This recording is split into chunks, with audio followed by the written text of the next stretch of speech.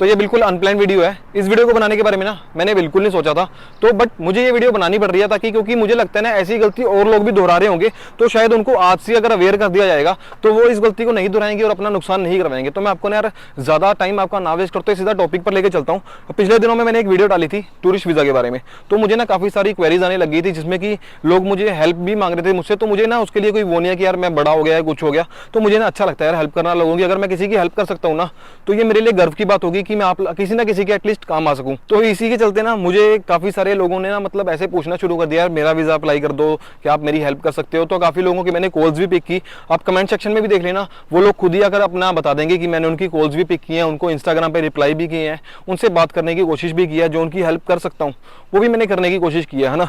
जो मेरे एंड से जो चीजें हो सकती है या उनको मैं कुछ बता सकता हूँ तो मैंने उसको ना बताने की कोशिश की है। तो मेरे को ना एक भाई ने बताया कि यार वो किसी कंट्री में स्टक हो रखा है और वो वहां से निकलना चाहता है, तो मुझे लगा यार इसकी मदद करनी चाहिए। तो जो मेरी तरफ से होगा ना मैं उसकी हेल्प कर पाऊंगा। अगर उसकी चाहे फाइल लगाने में हेल्प कर पाऊँ या कुछ भी, अगर कोई भी अगर मुझे लगेगा ना ऐसी बात है तो मैं उसकी हेल्प करूंगा।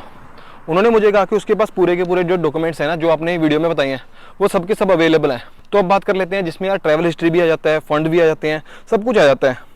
तो मैंने कहा ठीक है मैं आपकी हेल्प करने को रेडी हूँ। तो उन्होंने ना ज़्यादा देर ना करते हुए मुझे अपने सारे के सारे डॉक्यूमेंट्स है ना सेंड कर दिए। बड़ा अजीब लगा यार कि किसी ने अपने पर्सनल डॉक्यूमेंट्स हैं मुझे शेयर कर दिए। तो इस वीडियो के अंदर उनकी कोई पर्सनल इन्फॉर्मेशन तो नहीं शेयर करने वाला हूँ मैं, बट मैं आप लोगों को अवेयर तो कर ही सकता हूँ ना कि अगर उन्होंने वो गलती दोहराई तो आप लोग उस गलती को मत दोहराना। वो गलती कुछ ऐसी थी कि जब मैंने उनकी स्टेटमेंट देखी ना, जैसे ही मुझे टाइम मिला तो मैंने सोचा यार उनके डॉक्यूमेंट्स चेक कर लेता हूँ एक बार, कि जो मुझे लगेगा तो मैं उनको बता दूंगा कि और कौन कौन से डॉक्यूमेंट्स की जरूरत है। तो मुझे तो लगा सबको सारे डॉक्यूमेंट्स पूरे होंगे, बट जैसे ही मैंने उनकी स्टेटमेंट चेक की ना वहाँ पे मुझे 4 मेजर एंट्री दिखी, जिसमें कि एक थी 5 लाख की एंट्री और एक फिर थी 5 लाख की एंट्री और एक थी 10 लाख की एंट्री। वो चारों के चारों ना मतलब लाइक तीनों के तीनों वो RTGS थी, NEFT थी। तो मैंने उनसे ना मतलब मेरे दिमाग में सिर्फ वही चीज़ आई कि ये पेमेंट कहाँ से आई। तो यही क्वेश्चन मैंने उनको भी पूछा। वो कहते हैं ये पेमेंट ना मैंने ब्याज पे उठाई थी और इसका ब्याज हम स्टिल भर रहे हैं। और इससे पहले जो मेरा दोस्त है जिसने मुझे कहा था कि तू अपने अकाउंट के अंदर एक फ़ंड रख ले तो मैं तेरा वीज़ा अप्लाई कर दूंगा, तो उसने उससे ना पैसे भी ले लिए, 4 लाख रुपए का उसका लेके भी भाग गया और उसका वीज़ा भी नहीं लगवाया। तो मैंने उनको बोला यार अगर आप अप्लाई भी करते हो तो भी भाई 99% आपके रिजेक्शन की चांस है। मैंने कहा भाई आपके बैंक में सफिशिएंट फंड है, कोई दिक्कत नहीं है। आप कनाडा एक बार छोड़ो, 2 बार छोड़ो, 3 बार छोड़ो, 4 बार कनाडा आप आ सकते हो, क्योंकि 5 लाख रुपए की जो अमाउंट होती है ना वो सफिशिएंट अमाउंट होती है यहाँ पे आकर घूमने के लिए या रहने के लिए या खाने पीने के लिए या अपना वर्क परमिट तक आपको सर्वाइव करने के लिए। क्योंकि अगर आपको लेट नहीं मिलता तब तक के लिए मैं कह रहा हूँ, तो 5 लाख एक गुड अमाउंट है कि आप सर्वाइव कर सकते हैं। तो वो तो यार 4 गुना अमाउंट है, तो उसमें वीज़ा के रिजेक्शन की चांसेस क्यों है। तो मैंने उनको ये चीज़ क्लियर की। तो कनाडा का जो इमिग्रेशन ऑफिसर है वो क्या चाहते हैं एक्चुअली में, उनको क्या चाहिए, उनको चाहिए आपके अकाउंट में सफिशिएंट फंड है और आपके अकाउंट में मंथली एक इनकम जनरेट हो रही है। आप ना इनकम जनरेशन मशीन होने चाहिए, आप अपने देश में एक काम करते हुए लगने चाहिए ताकि आप दोबारा से वो काम को वापस करने आएंगे, ताकि आप उस जो अर्निंग है उसको छोड़े मत। एक फिक्स इनकम जब कोई अर्न कर रहा होता है ना तो वो कभी भी अपने देश को छोड़कर नहीं जाता। अब मान लो स्किल वर्कर की यहाँ पर कमी क्यों है, मैं आपको बताता हूँ उसका लॉजिक क्या है। कि यहाँ पर सब बोलते हैं ना स्किल वर्कर सीख के आओ, स्किल वर्कर बनो, ये तो ऐसी ऐसी चीज़ें बोलते हैं। तो भाई उसका रीज़न बताता हूँ।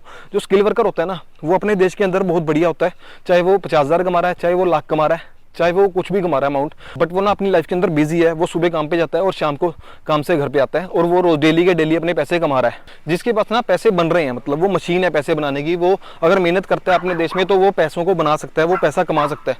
बट इनको ऐसे बंदे नहीं चाहिए जो इकट्ठा अपने अकाउंट के अंदर बल्क एंट्री करवा लेते हैं और उसके बाद सोचते हैं कि वीज़ा आ जाए। बट उसने मुझे कहा कि मेरे फ्रेंड का भी ना इसी केस में ऐसे ही सिनेरियो में वीज़ा आया था। तो मैंने कहा यार ये कैसे हो सकता है, मैं थोड़ा हैरान हुआ। तो मैंने उनसे पूछा उन्होंने टूरिस्ट वीज़ा के लिए फाइल किया था या विजिटर के लिए। अब दोनों चीज़ों में ना स्लाइटली थोड़ा सा डिफरेंस है कि टूरिस्ट वीज़ा में आप खुद अपने स्पॉन्सर होते हैं और विजिटर में आपको यहाँ पर कोई स्पॉन्सर करता है जो भी यहाँ पर रहता है। तो जब यहाँ पर जो रहता है वो आपको स्पॉन्सर करता है ना, तो वहाँ पे जो आपके डॉक्यूमेंट्स है ना उसकी वैल्यू थोड़ी सी कम हो जाती है। तो जो मेन डॉक्यूमेंट्स होते हैं ना वो सिर्फ स्पॉन्सर के देखे जाते हैं कि उनके डॉक्यूमेंट्स अगर मतलब यार वो आपको रख सकते हैं या नहीं रख सकते, तो वो उनके डॉक्यूमेंट जस्टिफाई करते हैं, आपके डॉक्यूमेंट्स नहीं। अगर आपके पास कोई बल्क एंट्री भी है ना तो वो उसमें मतलब क्लियर हो जाती है जब किसी को विजिट करते हैं। तो जब आप टूरिस्ट पे आते हैं तो आपके पास एक पर्टिकुलर चीजें होनी चाहिए कि लगना चाहिए यार आप यहाँ पे टूरिस्ट हो। तो जब आपने अपने अकाउंट के अंदर बल्क एंट्री करवा ली तो कैसे लगेगा यार आप जेन्युइन यहाँ पे जेन्युइन वीजा लेने आए हो या जेन्युइन घूमने फिरने आ रहे हो। तो वो चीजें तो एक बार तो यकीन दिलवानी पड़ेगी ना। तो वो 20 लाख वाले की जगह ना 5 लाख वाले का वीजा आ जाएगा अगर उसकी स्टेटमेंट अच्छी होगी। अब अच्छी स्टेटमेंट क्या है वो मैं आपको बता देता हूँ। मान लो आपके अकाउंट के अंदर यार पर्टिकुलर एक फिक्स अमाउंट हर महीने आ रही है, तो मतलब पिछले 6 महीने की उन्होंने ट्रांजेक्शन चेक करनी है कि आप यार खर्चा कितना कर रहे हैं और कमा कितना रहे हैं और बचा कितना रहे हैं। जब अगर आपका जो बचाव है वो ग्रो कर रहा है, स्टेप बाय स्टेप आप आगे बढ़ रहे हैं, मान लो आप हर महीने 30,000 रुपये सेव कर रहे हैं, तो यार हर महीने आप सेव करते करते आप लाख 1.5 लाख रुपये आप अगर आप कहते भी है मैं यहाँ पे कनाडा में अगर स्पेंड करना चाहता हूँ, जो कि उतने में गुजारा नहीं होता, आपको यहाँ पे 5-6 लाख रुपये लग जाता है, बट फिर भी उनको दिखाने के लिए एटलीस्ट कि आपने पैसा सेव किया तभी तो आप स्पेंड करोगे ना। तो एक अच्छी जो स्टेटमेंट होती है ना वो इस तरह से होती है कि आपको ना हर महीने आपके अकाउंट में पैसा आना चाहिए और उसमें से कम खर्चे होने चाहिए और ज़्यादा आपकी सेविंग होनी चाहिए। तो ये चीज़ें मायने रखती हैं। और जो पुराना फंड पड़ा है ना 6 महीने से पहले का, वो ठीक है, उसकी जस्टिफिकेशन किसी ने नहीं मांगनी। बट अगर आपके अकाउंट में कोई बल्क एंट्री आती भी है या जो आपकी एक फिक्स इनकम आ रही है, मान लो 50,000 या 60,000 या 70,000, अगर उसके अलावा आपके अकाउंट में कोई भी पेमेंट आई है ना तो उसकी आपको जस्टिफिकेशन देनी ना ज़रूरी है। तो कोई भी अगर ऐसी आपको एंट्री लगती है ना आपके अकाउंट में तो उसको कवर लेटर में मेंशन करना कि ये जो अमाउंट है ना तो मैंने इस खर्चे के लिए मंगवाई थी, लाइक मैंने ये सामान बेचा था या मैंने ये सामान परचेज किया था, चाहे वो डेबिट की हो चाहे वो क्रेडिट की हो, आपको उसकी जस्टिफिकेशन देनी पड़ेगी ताकि उनको कोई भी ऐसा डाउट ना रहे। तो मुझे लगा ये इन्फॉर्मेशन आपके साथ शेयर करनी चाहिए ताकि आप लोग भी इस गलती को मत दोहराएं और अपने पैसों का बचाव करें, क्योंकि ऐसी एंट्रियों का, ऐसे बल्क एंट्रियों का कोई बेनिफिट नहीं है। अपनी एक अच्छी स्टेटमेंट बनाएं जब आप कॉन्फिडेंट हो कि अब आपके सारे डॉक्यूमेंट्स कंप्लीट हैं, तो भाई उसके बाद आप वीज़ा अप्लाई करें, डेफिनेटली आपका वीज़ा आएगा। Wish you all the very best अगर आप वीज़ा के लिए अप्लाई करने जा रहे हैं। मिलते हैं ना आपको किसी और वीडियो में, किसी और अच्छी इंफॉर्मेटिव वीडियो में। तब तक के लिए bye bye, take care, have a good one.